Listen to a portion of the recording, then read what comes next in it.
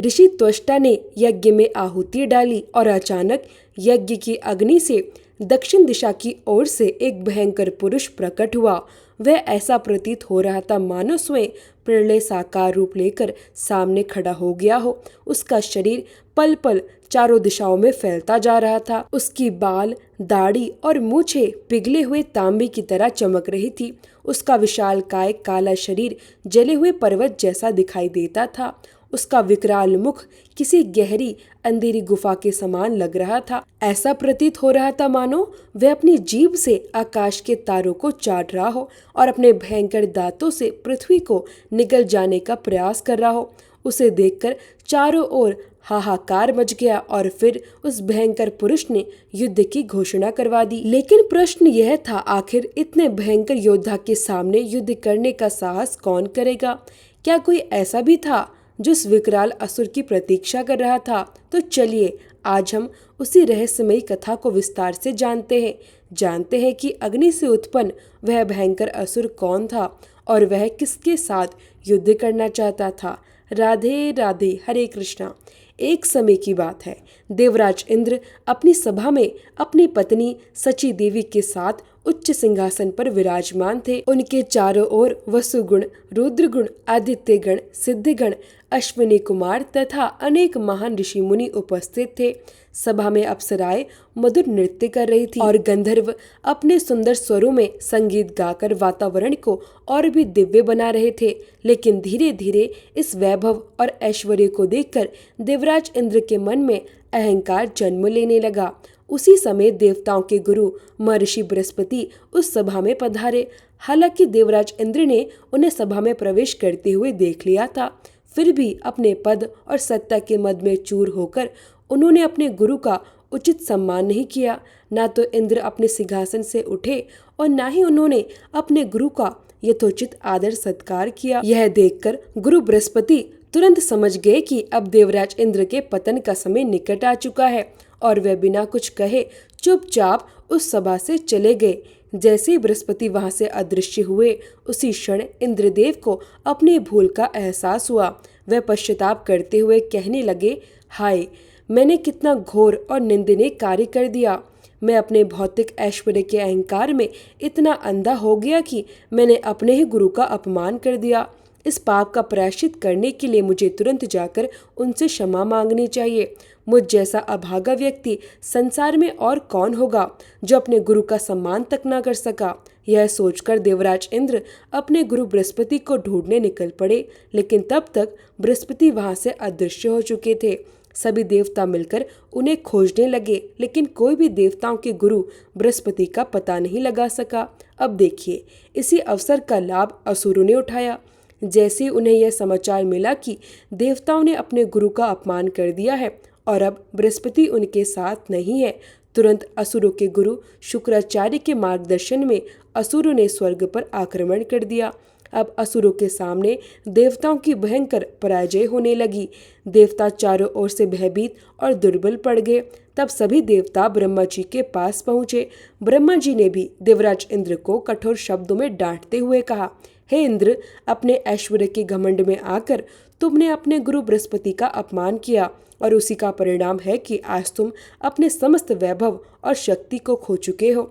अब एक उपाय करो, जब तक देवगुरु बृहस्पति वापस नहीं लौटते तब तक तुम त्वष्टा के पुत्र विश्वरूप का आश्रय लो। विश्वरूप का चरित्र अत्यंत पवित्र है। उन्होंने कठोर तपस्याओं के द्वारा महान ब्रह्मा तेज प्राप्त किया है।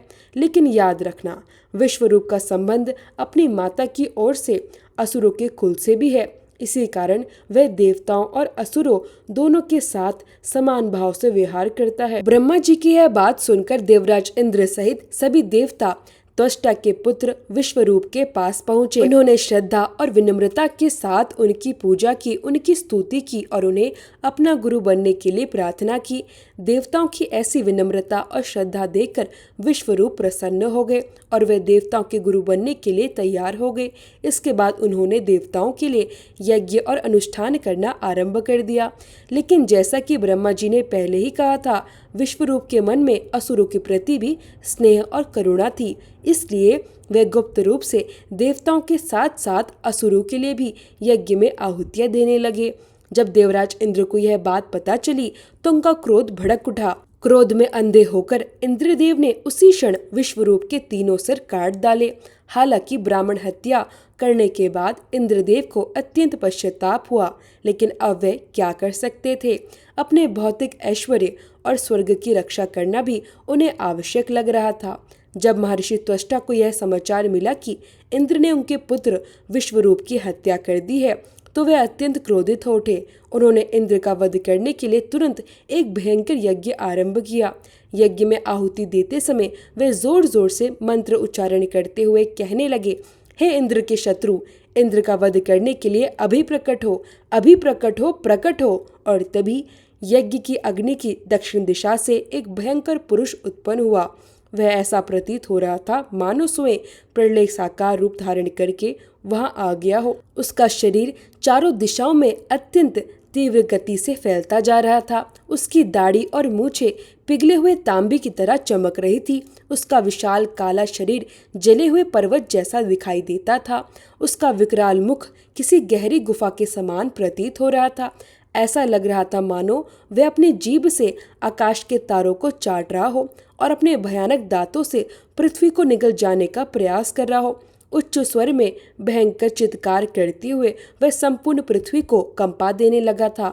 उसकी गर्जना इतनी विकराल थी कि मानो तीनों लोग भय से कांप उठे हो, क्योंकि इस महाशक्तिशाली असुर ने तीनों लोगों को अपने प्रभाव से आवृत कर लिया था। इसलिए उसका नाम पड़ा वृत्तासुर। अब देखिए, यह असुर इतना भयानक भयावह था कि उससे युद्ध करना तो दूर, उसके सामने जाने मात्र से देवताओं के हृदय भय से कांपने लगे थे। फिर भी साहस जुटाकर देवताओं ने उसके ऊपर अनेक अस्त्र शस्त्रों का प्रहार किया, लेकिन वह उन सभी को मानो खेल खेल में ही निष्फल कर देता था। जब देवताओं ने अपनी पराजय को अपनी आंखों के सामने स्पष्ट देखा, तब वे अत्यंत दुखी होकर भगवान श्री विष्णु की शरण में पहुंचे। हाथ जोड़कर उन्होंने प्रार्थना की, हे प्रभु, आप सर्वज्ञ हैं, सब कुछ जानने वाले हैं, इसलिए हम आपकी शरण में आए हैं। कृपया इस भयंकर असुर से हमारी रक्षा कीजिए। देवताओं की करुण प्रार्थना सुनकर भगवान नारायण प्रसन्न हुए और बोले, हे बुद्धिमानों में श्रेष्ठ देवताओं, जो व्यक्ति सच्चे हृदय से मेरी शरण ग्रहण करता है, उसके लिए कोई भी वस्तु अप्राप्त नहीं रहती। इसलिए तुम्हारी यह इच्छा भी मैं अवश्य पूर्ण करूंगा। इस समय तुम सभी देवतागण महर्षि दधीचि की शरण में जाओ। उन्होंने अपनी महान तपस्या और दिव्य ज्ञान से अद्भुत एवं अजय बल प्राप्त किया है। उनके पास दिव्य नारायण कवच भी विद्यमान है।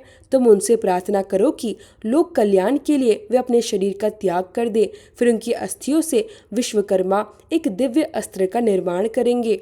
उसी अस्त्र के द्वारा तुम वृत्तासुर का वध कर पाओगे। भगवान आगे बोले, वृत्तासुर में तीनों लोकों को निगल जाने की क्षमता है, लेकिन फिर भी वह मेरा भक्त है, इसलिए वह तुम्हें कोई हानि नहीं पहुंचाएगा। भगवान की यह वाणी सुनकर सभी देवता अत्यंत प्रसन्न हो गए। वे तुरंत महर्षि दधीचि के आश्रम में पहुंचे और अत्यंत विनम्रता से उनसे अपने शरीर का त्याग करने का निवेदन किया।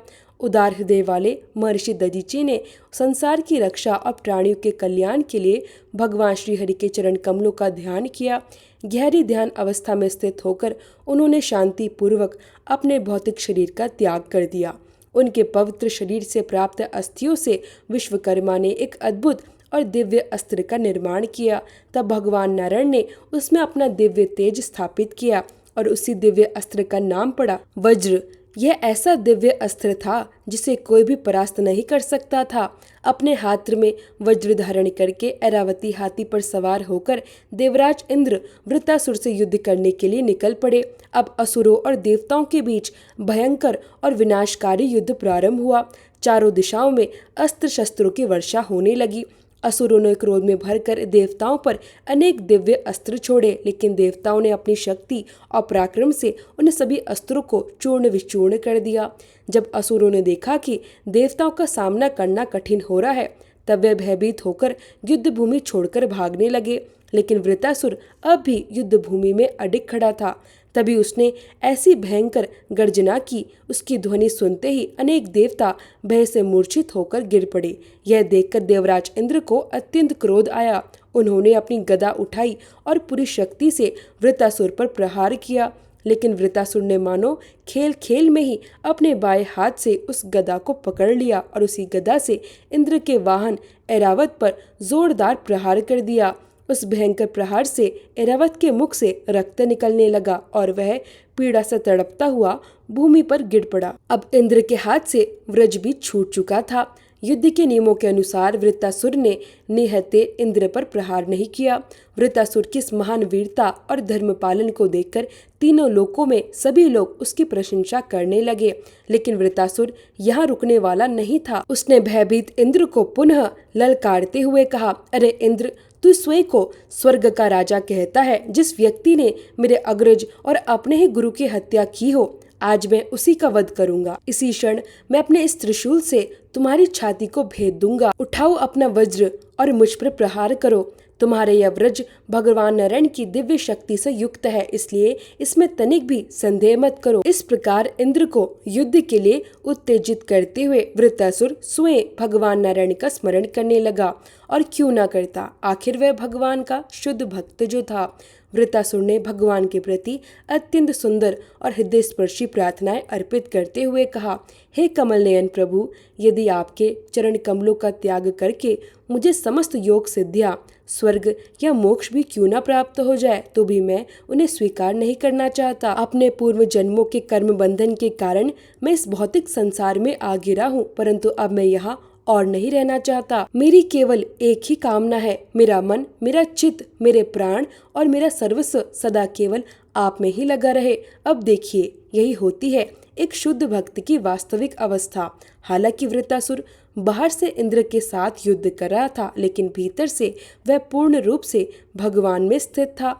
वह भली भांति जानता था कि भगवान नारायण की शक्ति से युक्त उसी वज्र द्वारा उसकी मृत्यु निश्चित है और उसी मृत्यु के माध्यम से वह इस भौतिक शरीर का त्याग करके भगवान के नित्य धाम वापस जा सकेगा। इसलिए वह भयभीत नहीं था, बल्कि भगवान की नित्य सेवा प्राप्त करने के लिए अपनी मृत्यु की प्रतीक्षा कर रहा था। वहीं दूसरी ओर देवराज इंद्र अपने खोए हुए ऐश्वर्य और स्वर्ग के राज्य को पुनः प्राप्त करने के लिए वृत्तासुर का वध करना चाहते थे। अतः एक बार फिर वृत्तासुर ने अपने शब्दों से इंद्र को युद्ध के लिए प्रेरित किया और उन पर अपने विशाल त्रिशूल से प्रहार कर दिया। इसके उत्तर में इंद्र ने भी अपने दिव्य वज्र से वृत्तासुर की दोनों भुजाएं काट दी, लेकिन फिर भी वृत्तासुर अडिग खड़ा रहा। युद्ध और भी भयंकर होता चला गया। चारों दिशाओं में केवल गर्जना, अस्त्रों की टक्कर और विनाश का दृश्य दिखाई दे रहा था। अतः उचित समय आने पर देवराज इंद्र ने अपने दिव्य वज्र से वृत्तासुर के मस्तक पर प्रहार किया। उस प्रहार से वृत्तासुर का विशाल सिर भूमि पर गिर पड़ा। जैसे उसका शरीर पृथ्वी पर गिरा, उसी क्षण उसकी आत्मा उस भौतिक देह से निकलकर सीधे वैकुंठ धाम में प्रवेश कर गई और वहां जाकर वह पुनः भगवान संकर्षण के सनातन पार्षद बन गए। इस प्रकार एक असुर कुल में जन्म लेने के बाद भी भगवान श्रीहरि के शुद्ध भक्त वृत्तासुर की अत्यंत वीरतापूर्ण और महान मृत्यु हुई। हालांकि देवराज इंद्र को अपना स्वर्ग और समस्त भौतिक ऐश्वर्य पुनः प्राप्त हो गया, लेकिन वृत्तासुर को उससे भी कहीं श्रेष्ठ और महान प्राप्ति हुई। उसे इस भौतिक संसार से मुक्ति मिली और भगवान के नित्य धाम में उनकी शाश्वत सेवा प्राप्त हुई। तो यह थी आज की श्रीमद् भागवत की अत्यंत सुंदर और प्रेरणादायक कथा, जो हमें पुरुषोत्तम मास की महान महिमा का स्मरण कराती है। ऐसे ही प्रामाणिक शास्त्रों से युक्त और हृदय को भगवान की भक्ति से भर देने वाली कथाएं निरंतर सुनते रहने के लिए आप हमारे इस चैनल को अवश्य सब्सक्राइब करें। और हाँ, नीचे कमेंट बॉक्स में हमें ये भी जरूर लिखकर बताइए कि आज की इस कथा से आपने क्या शिक्षा प्राप्त की। हम आपके सुंदर उत्तरों की प्रतीक्षा करेंगे, क्योंकि आज की यह कथा वास्तव में बहुत विशेष थी। बहुत जल्द हम आपसे फिर मिलेंगे एक और सुंदर भागवत प्रसंग और दिव्य कथा के साथ। तब तक इस पवित्र पुरुषोत्तम मास में सदैव परम भगवान श्री कृष्ण का स्मरण, चिंतन और नाम स्मरण करते रहिए, क्योंकि उनके चरण कमल ही हमारे जीवन का एकमात्र सच्चा आश्रय है। जय जय श्री राधे।